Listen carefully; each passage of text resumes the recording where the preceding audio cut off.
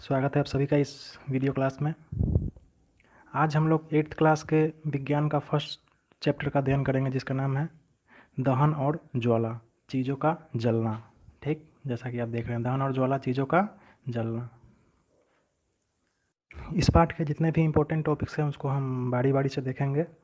जो important notes होंगे उसको आप अपने कॉपी में भी लिख लेंगे, तब उसके बाद फिर हम लोग इसका क्वेश्चन आंसर करेंगे। ठीक, अब चलिए आगे चलते हैं। इस पाठ के अनुसार ये जो पदार्थ हैं, ये पदार्थ दो तरह के होते हैं। पहला है दाह्य पदार्थ और दूसरा है अदाह्य पदार्थ। अब देखिए, दाह्य पदार्थ क्या है? तो ऐसा पदार्थ जो जल सकता है, ठीक, उसे क्या कहते हैं? दाह्य पदार्थ। इसे आप अपने कॉपी में लिख सकते हैं। जैसे कागज़, तेल, पेट्रोल, लकड़ी, पुआल इत्यादि, ये सभी को आसानी से आप जला सकते हैं। तो ये क्या हो गए? दाह्य पदार्थ। अच्छा, ऐसे पदार्थ जिन्हें आप नहीं जला सकते हैं उसे क्या कहते हैं? अदाह्य पदार्थ, जो नहीं जल सकता है। जैसे पत्थर, पत्थर को आप जला पाएंगे? नहीं। पानी, मिट्टी इत्यादि, ये सभी पदार्थ जो हैं वो आप इसे नहीं जला सकते हैं। ठीक, तो दाह्य और अदाह्य पदार्थ समझ में आ गया होगा आप लोगों को। ठीक, चलिए अब आगे चलते हैं। अब देखिए अगला टॉपिक क्या है? पदार्थों का दहन और जलने की प्रक्रिया। ठीक, अब सोचिए, आपसे कोई कहे कि किसी वस्तु को जलाने के लिए आपको क्या चाहिए, तो आपका उत्तर क्या होगा? तो किसी वस्तु को जलाने के लिए सबसे पहले आपके दिमाग में आएगा माचिस। क्योंकि बिना माचिस के आप किसी चीज़ को नहीं जला सकते हैं। अच्छा, फिर अगर उसके बाद और पूछा जाए कि और किस चीज़ से आप जला सकते हैं, तो आप लाइटर से जला सकते हैं। किचन में जो गैस होता है वो देखते होइएगा लाइटर से जल जाता है आसानी से। ठीक, अच्छा, इसके अलावा और ऐसा क्या चीज़ है जिससे आप किसी चीज़ को जला सकते हैं? सोचिए, आगे चलते हैं।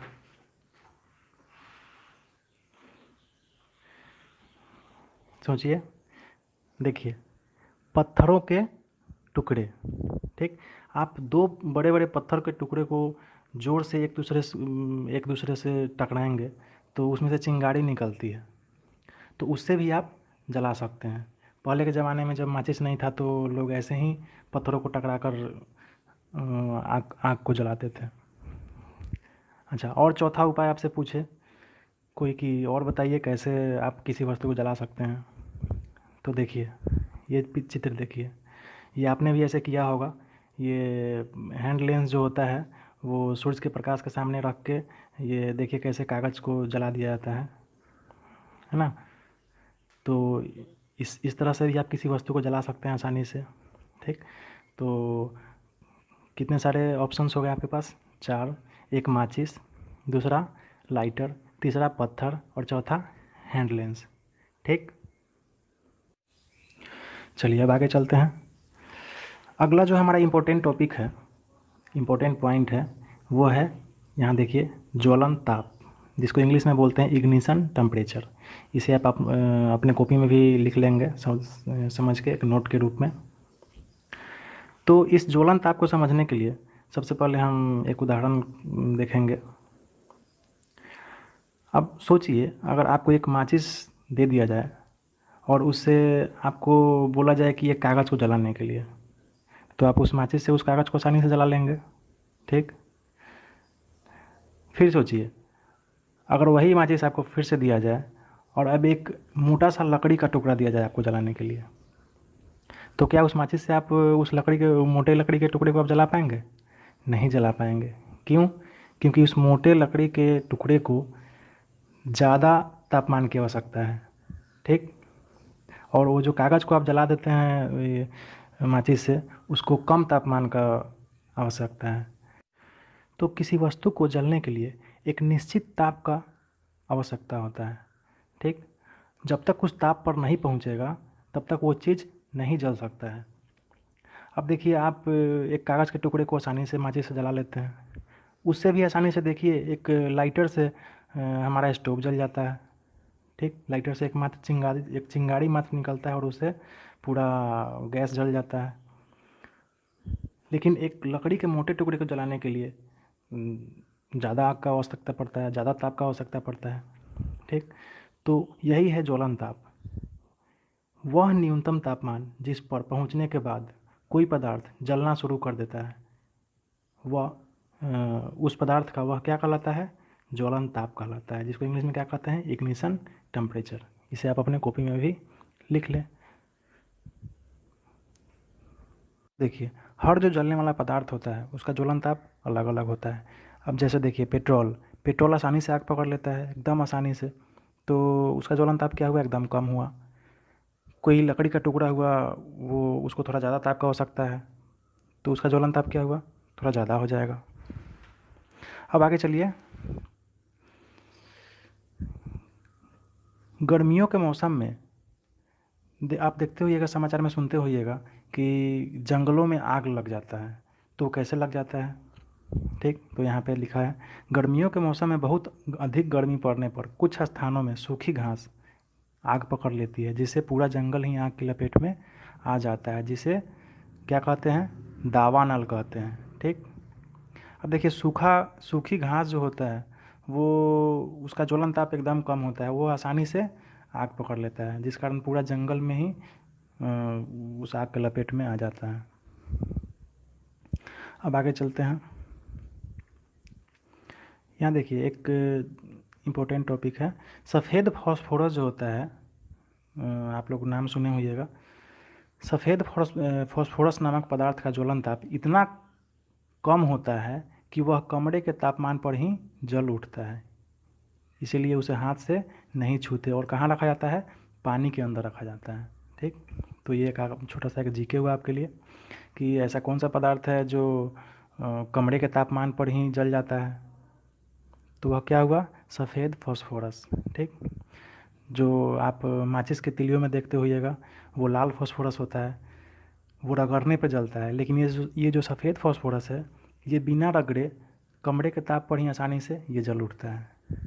ठीक, तो अब बताइए ऐसा कौन सा पदार्थ है जिसका ज्वलन ताप सबसे कम है? सफ़ेद फॉस्फोरस। ठीक, चलिए अब आगे चलते हैं अगले टॉपिक पे। यहाँ देखिए, जलने के लिए और क्या चाहिए? ठीक, जलने के लिए और क्या चाहिए? तो आप तो पीछे पढ़ लिए हैं, जलने के लिए सबसे पहला चीज़ क्या चाहिए? एक ज्वलनशील पदार्थ चाहिए, जैसे लकड़ी, कागज़, तेल, कुछ भी। ठीक, अच्छा, और दूसरा चीज़ क्या चाहिए? उस चीज़ को जलाने के लिए ज्वलन ताप चाहिए। ठीक, तो किसी भी चीज़ को जलने के लिए दो चीज़ तो आप पढ़ चुके हैं, पहला ज्वलनशील पदार्थ और दूसरा ज्वलन ताप। तीसरा ऐसा क्या है जिसके बिना आप किसी वस्तु को नहीं जला सकते हैं? सोचिए। चलिए, अब इसको हम देखते हैं। इस चित्र को देखिए आप गौर से, इस चित्र को आप गौर से देखिए। इस चित्र में क्या किया जा रहा है? देखिए, एक छोटा सा मोमबत्ती है, उसको जलाया गया है। ठीक, और वो मोमबत्ती जल रही है। कोई बच्चा इसको क्या किया है, एक शीशा का ग्लास लेके इसको ऊपर से ढकने का प्रयास कर रहा है। सोचिए, अगर आप मोमबत्ती जला रहे हैं, छोटा सा मोमबत्ती, और उसको आप शीशे ग्लास से ढक दीजिएगा पूरा, तो मोमबत्ती क्या होगा? जलेगा नहीं, वो मोमबत्ती बुझ जाएगा। अब सोचिए ऐसा क्यों हुआ, क्यों बुझ गया? क्योंकि किसी भी चीज़ को जलने के लिए हवा चाहिए, ऑक्सीजन। ठीक, बिना ऑक्सीजन के कोई भी चीज़ नहीं जल सकता है। ठीक, तो ये जो टॉपिक है, जलने के लिए और क्या चाहिए, तो जलने के लिए जो तीसरा चीज़ है वह क्या है? ऑक्सीजन। ठीक, ये इस प्रक्रिया से आपको समझ में आ गया होगा कि जलने के लिए ऑक्सीजन भी आवश्यक है। ठीक, चलिए ठीक है, अब अगले टॉपिक पे चलते हैं। यहाँ देखिए, अगला जो टॉपिक है ये क्रियाकलाप है, बड़ा इंटरेस्टिंग क्रियाकलाप है, इसको गौर से देखिए। कागज़ की कटोरी बनाकर पानी गर्म करना। ठीक, अब जैसा कि चित्र में देखिए, आप सोचिए कि अगर आप एक कागज़ का कटोरी बनाइएगा और उसमें पानी डालकर नीचे से गर्म कीजिएगा तो क्या होगा? सोचिए, क्या कागज़ जल जाएगा? जी नहीं, कागज़ नहीं जलेगा, बल्कि पानी गर्म होने लगेगा। है ना इंटरेस्टिंग बात? अब देखिए ऐसा क्यों होता है। ठीक, तो यहाँ देखिए लिखा है, क्या कागज़ की कटोरी जलने लगेगी?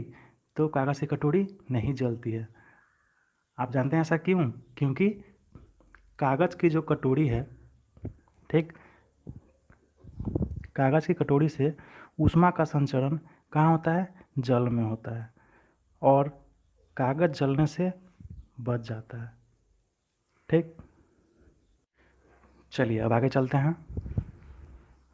अब अगला जो इम्पोर्टेंट है वो उस पे आते हैं।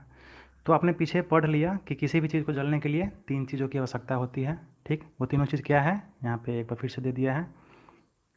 पहला है ज्वलनशील पदार्थ का होना, जैसे लकड़ी, कागज़, पुआल, कुछ भी। दूसरा है ज्वलन ताप तक पहुँचने का उपाय। ठीक, अब वो उस ज्वलनशील पदार्थ पे डिपेंड करेगा कि उसको कितना ज्वलन ताप चाहिए, थोड़ा चाहिए या ज़्यादा चाहिए। ठीक, और तीसरा जो चीज़ है वो है हवा। बिना हवा के किसी चीज़ को आप नहीं जला सकते हैं। वो पीछे आप क्रियाकलाप में देख चुके हैं, मोमबत्ती को ग्लास से ढकने पे क्या होता है? मोमबत्ती बुझ जाता है। ठीक है, तो किसी भी चीज़ को जलने के लिए ये जो कितने चीज़ों की ज़रूरत पड़ती है? 3 चीज़ों की, ज्वलनशील पदार्थ, ज्वलन ताप और हवा, ऑक्सीजन। ठीक, चलिए अब आगे चलते हैं। अगला जो हमारा इम्पोर्टेंट टॉपिक है वो है, ये देखिए पीला वाला बॉक्स, माचिस की कहानी। ठीक, अब आप सोचिए कि जब माचिस की खोज नहीं हुई थी, उससे पहले लोग आग कैसे जलाया करते थे और कैसे खाना पकाया करते थे?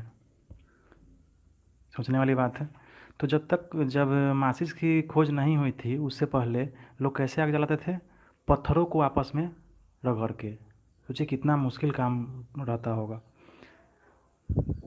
पत्थर को रोज़ रोज़ टकरा कर आग बनाना, फिर उस पर अपना भोजन तैयार करना, कितना मुश्किल भरा समय रहा होगा। फिर धीरे धीरे माचिस का क्या हुआ? खोज हुआ। तो माचिस का बनाने का जो प्रक्रिया है वो सबसे पहले 1680 में शुरू हुआ। वो किसी से बना था? सफ़ेद फास्फोरस से। तो आप पीछे पढ़ चुके हैं कि सफ़ेद फास्फोरस जो है वो काफ़ी कम ज्वलन ताप वाला पदार्थ है, जो आसानी से जल जाता है, बिना रगड़े, बिना किसी चीज़ के, कमरे के ताप पर ही ये जल जाता है। तो ये तो बहुत ख़तरनाक था, इसको घर में रखना सही नहीं था, तो ये नहीं चला। फिर आगे जाकर 1845 में लाल फास्फोरस का प्रयोग करके माचिस को बनाया गया। ठीक, तो लाल फास्फोरस का जब प्रयोग किया गया तो ये जो था, ये कमरे के ताप पर आसानी से आग नहीं पकड़ता था। ठीक, इसको रगड़ने पर ही इसमें आग पकड़ता था। आगे आइए।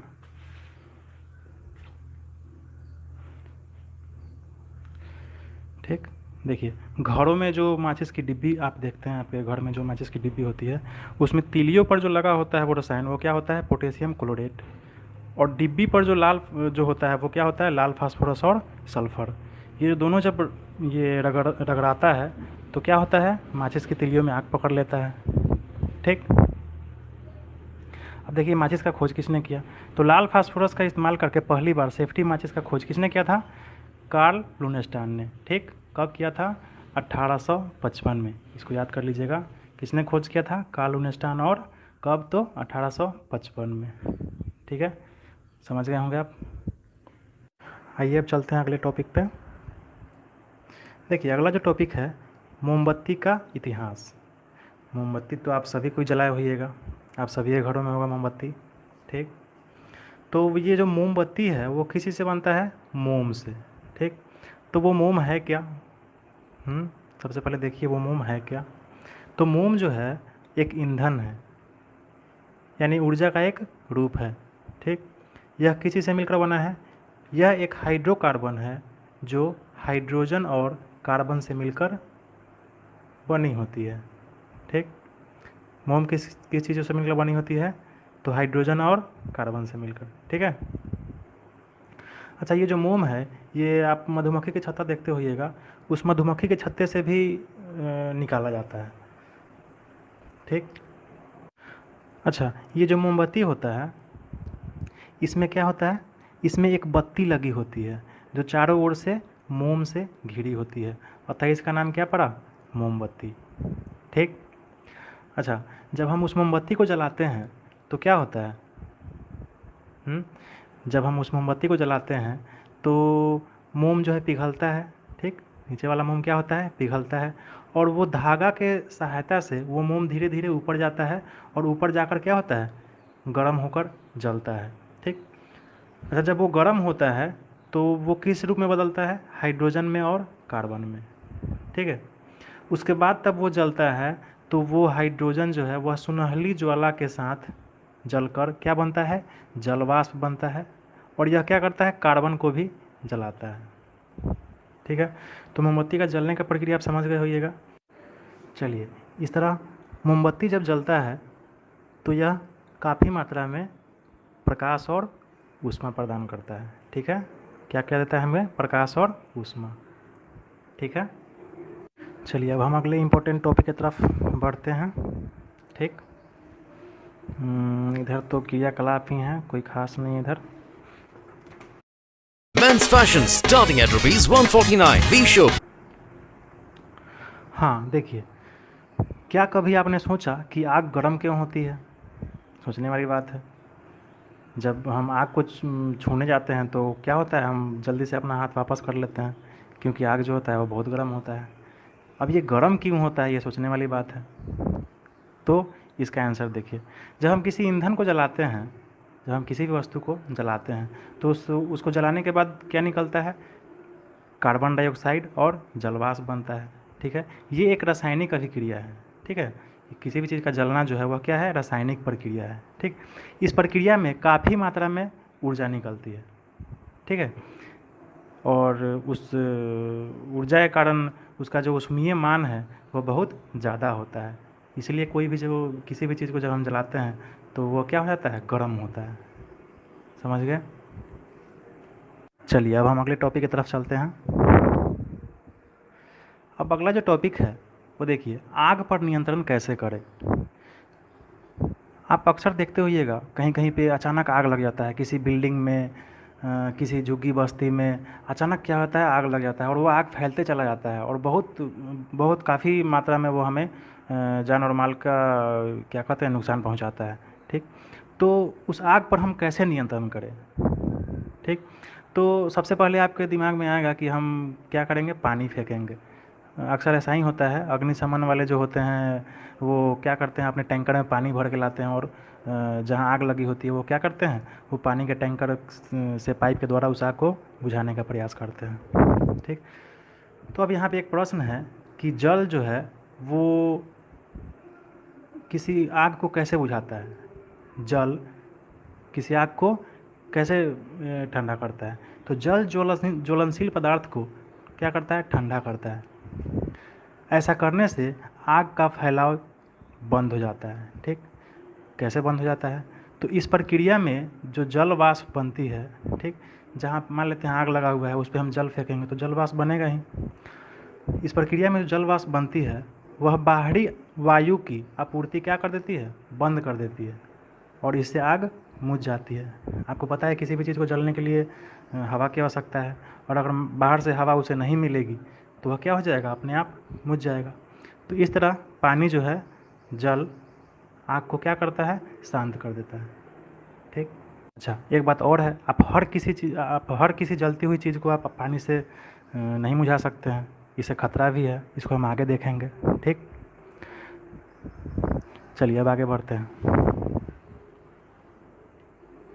हाँ, तो जब कोई वस्तु जल रहा हो तो हम उसे जलने से कैसे रोक सकते हैं, तो इसके कुछ पॉइंट्स हैं। सबसे पहला दाह्य पदार्थ को हटा देना, ठीक। जो वस्तु जल रहा है उसको अगर हम हटा दें तो भी आग बुझ सकता है। ऑक्सीजन की आपूर्ति बंद कर देना। आपको पता है किसी भी चीज़ को जलने के लिए ऑक्सीजन की आवश्यकता है, तो अगर हम किसी भी प्रकार से ऑक्सीजन उस तक नहीं पहुंचने दें तो भी आग जो है बुझ जाएगा, ठीक। उसके ज्वलनताप को बढ़ा देना।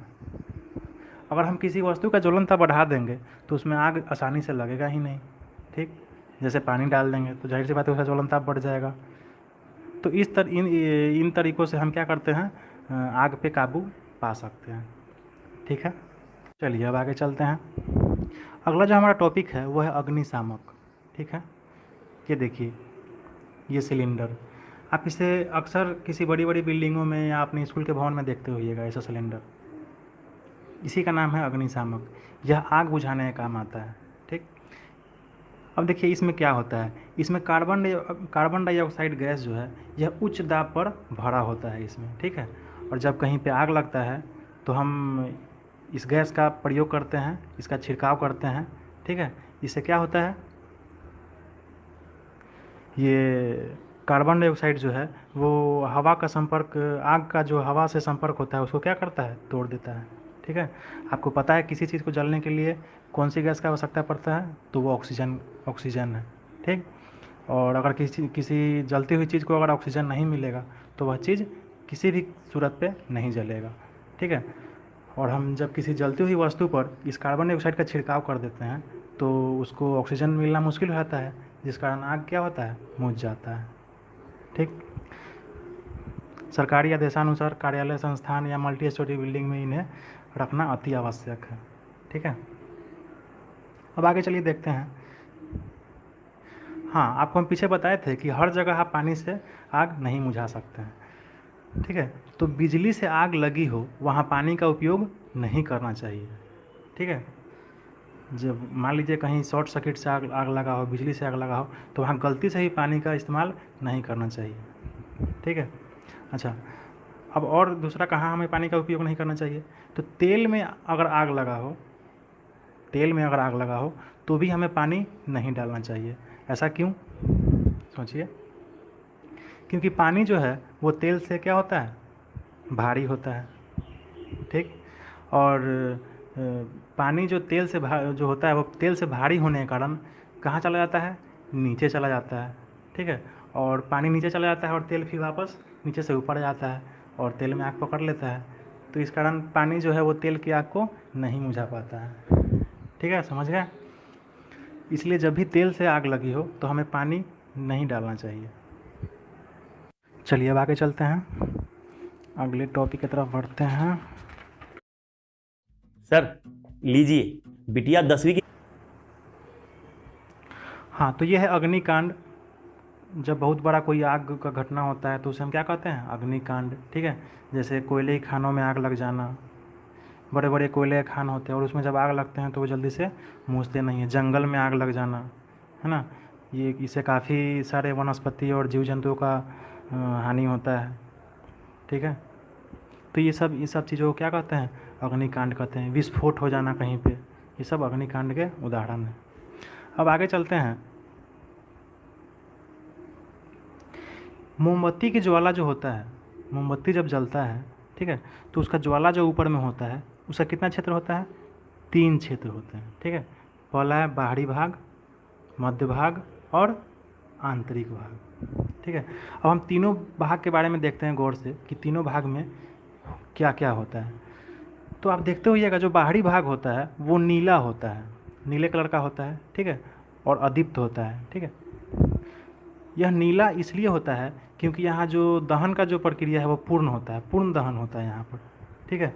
और यहाँ पे ऑक्सीजन भी प्रचुर मात्रा में उपलब्ध है बाहर में, इसलिए बाहर वाला जो भाग होता है वो क्या होता है, नीला होता है।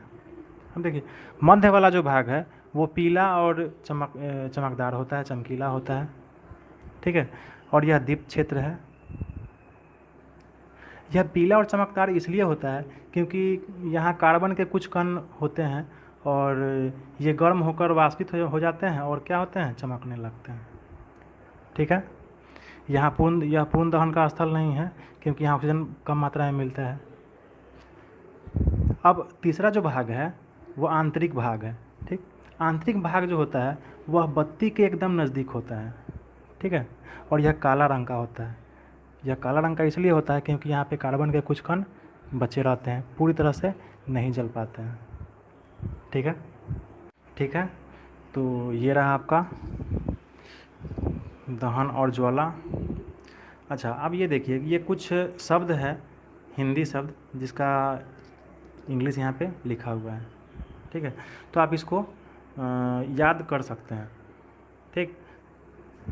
अगर आपको 10th के बाद अगर साइंस में ज़्यादा रुचि है और आप 10th के बाद साइंस लेकर आगे कुछ पढ़ना चाहते हैं तो मेरा ये सलाह है आपको कि आप जो भी हिंदी टर्म है, वैज्ञानिक टर्म हिंदी के, उसका इंग्लिश टर्म ज़रूर याद रखें। नहीं तो आपको बाद में काफ़ी परेशानी होगी। ठीक है, अब चलते हैं हम इसके आगे, अब इसके क्वेश्चन आंसर की तरफ। ठीक, तो चलिए ये रहा आपका क्वेश्चन आंसर। हाँ, तो हम कहना चाहेंगे कि सबसे पहले आप क्या करें, आप इस बुक को तो पूरा पढ़ चुके हैं, आप क्या करें फिर से इस पूरे बुक को पढ़ें, इस चैप्टर को पढ़ें फिर से, और इन सभी क्वेश्चनों के आंसर आप खुद से देने का प्रयास करें। ठीक, मेरा सलाह यही रहेगा कि आप इसका आंसर खुद से बनाएं। ठीक, ऐसे हेल्प के लिए तो मैं आपको हेल्प करूँगा ही। ठीक है, तो सबसे पहले आप इस दोनों क्वेश्चन को आप अपने कॉपी में लिख लें, ये दोनों क्वेश्चन का आंसर ये रहा।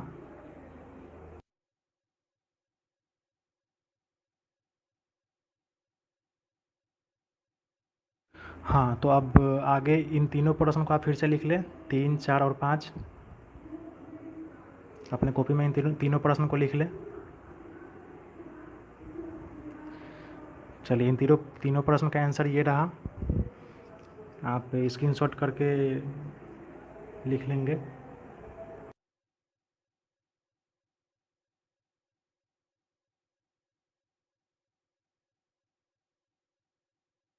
चलिए अब आगे चलते हैं। क्वेश्चन नंबर 6 और 7 को आप लिख लें अपने कॉपी में, इसका आंसर ये रहा।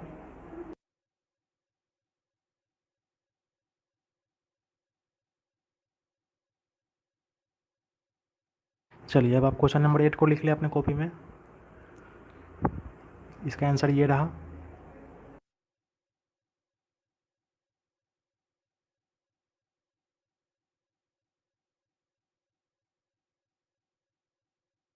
अब देखिए आगे जो है ये फिल इन द ब्लैंक्स है, रिक्त स्थानों की पूर्ति करें। तो देखिए, वह न्यूनतम तापमान जिस पर कोई पदार्थ जलना प्रारंभ कर देता है उसे क्या कहते हैं, याद कीजिए, ज्वलन ताप कहलाता है। ठीक, अच्छा, ऐसा कौन सा पदार्थ है जो कमरे के ताप पर आग पकड़ लेता है, तो बताए थे आपको, सफ़ेद फास्फोरस।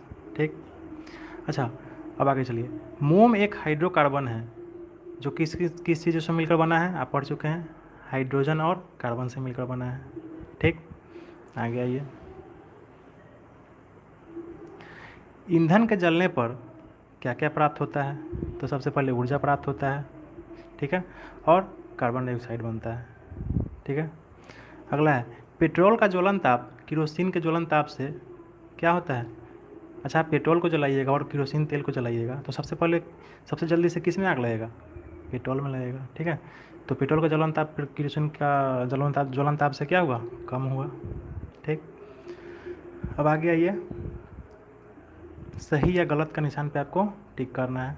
तो देखिए हम टिक कर चुके हैं। कागज़ के कटोरा में पानी डालकर गर्म करने पर कागज़ जल जाता है, जी नहीं, नहीं जलता है, आप क्रियाकलाप में पीछे पढ़ चुके हैं, तो ये गलत है।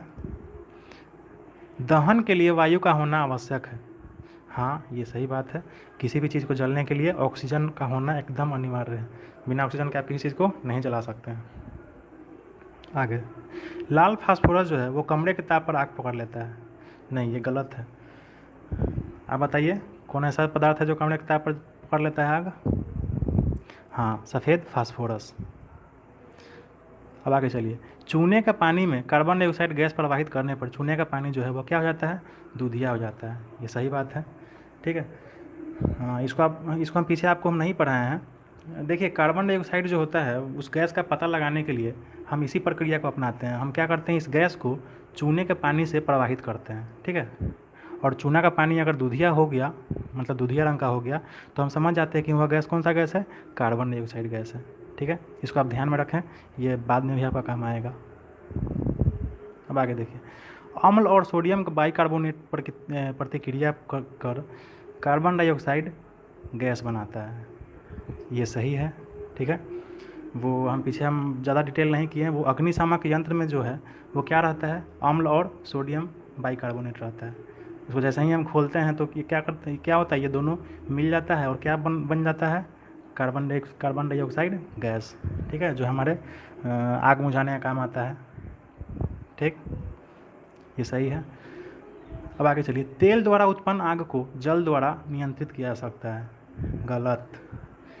तेल से अगर आग लगा हो और आप उस पर जल डालेंगे तो जल भारी होने के कारण कहाँ चला जाएगा, नीचे चला जाएगा और तेल ऊपर आ जाएगा और आपका आग मुझेगा नहीं, जलता ही रहेगा। ठीक है, तो ये जो लाइन है ये क्या है, गलत है।